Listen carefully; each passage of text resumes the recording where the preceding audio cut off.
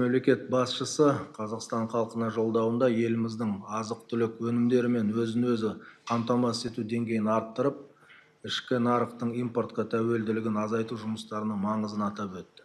Осы стратегиялық міндетті іске асыруға ықпал ететін басты шарттардың бірі ол егін орағын сапалы өткізу. Үкімет тарапынан егіс жұмыстарын оңтайлы ұйымдастыру үшін барлық қажетті жағдайлар жасалды.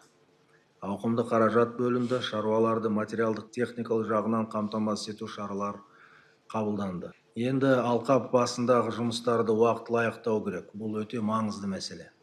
Мемлекет басшысы өткен аптада егіншілермен болған кеңесте осыны ерекше атап көрсетті.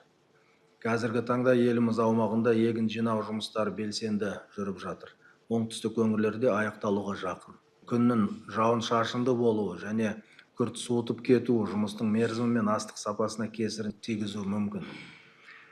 Өтініш бойынша осы мәселеге қатысты қазірдің өзінде 500-ге жуық өтініш келіп түскен.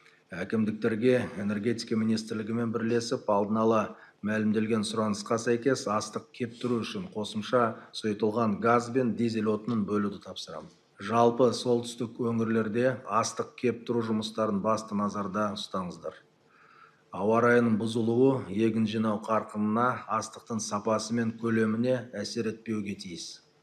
Экология министрлігі егіншілерге күнделікті ауа райы болжамы туралы ақпарат беріп тұрсын.